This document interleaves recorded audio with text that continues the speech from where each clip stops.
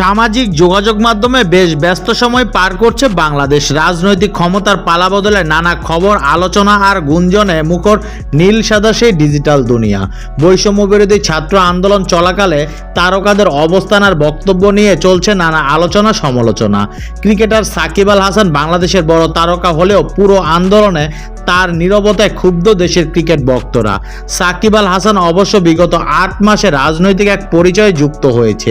সদ্য বিলুপ্ত হওয়া জাতীয় সংসদ সদস্য ছিলেন তিনি। একই সঙ্গে করেছে আওয়ামী লীগের রাজনীতি।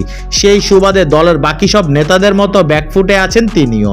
এরই মাঝে বুধবার রাতেই সামাজিক যোগাযোগ মাধ্যমে ছড়িয়ে পড়ে কয়েকটি ক্লিপ, যেখানে তার সঙ্গে দেখা গিয়েছে সাবেক অর্থমন্ত্রী আ.হ.ম মুস্তফা কামালের কন্যা ও বিপিএল এর দল কুমিল্লা ভিক্টোরিয়ান্সের মালিক নাফিসা কামালকে।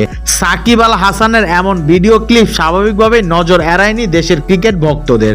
রাতভরে চলছে নানা আলোচনা সমালোচনা।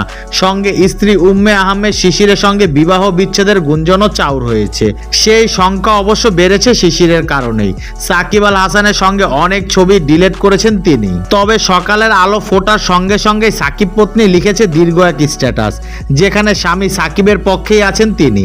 সঙ্গে জানিয়েছেন সাকিব এক অসাধারণ বাবা এবং স্বামী। জানিয়েছে তাদের সম্পর্কের বর্তমান অবস্থানের কথাও।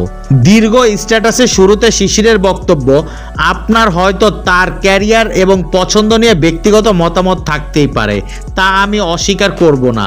প্রত্যেকেরই বাক স্বাধীনতা আছে, কিন্তু দয়া করে এটি আমাদের সম্পর্কের সঙ্গে মেশাবেন না। সে একজন অসাধারণ স্বামী এবং বাবা। সে সবসময় আমার প্রতি বিশ্বস্ত ও সৎ ছিল, আর এমন কিছু করবেন না যা আমাকে আঘাত করে। সে এমন একজন মানুষ, সে আমার পাশে দাঁড়াতে গিয়ে নিষেধাজ্ঞার মুখে পড়েছিল। নিজের ব্যক্তিগত জীবন নিয়ে শিশিরের মন্তব্য, আমি তার বাইরে ঘোরাফেরা নিয়ে সবসময় জানি এবং বেশিরভাগ সময় আমি তার সঙ্গে থাকি। 13 বছর আগে আমি যে মানুষটির সঙ্গে আলাপ করেছিলাম, সে এখনো সে একই মানুষ আছে। জীবন সঙ্গী হিসেবে সে 100তে 100 পাওয়ার মতোই। আর আলহামদুলিল্লাহ আমাদের সুন্দর একটা পরিবার আছে। এরপরে শিশির অনুরোধ জানিয়েছে অনলাইনে গুঞ্জন না ছড়াতে। সামাজিক মাধ্যমে ছড়িয়ে পড়া কিছু ছবি বা ভিডিও পুরো ঘটনা বর্ণনা করে না। শিশিরের বক্তব্য, যারাই এমন করেছে তাদের প্রতি আমি বলতে চাই, এসব করে আপনি কিছুই অর্জন করতে পারবেন না।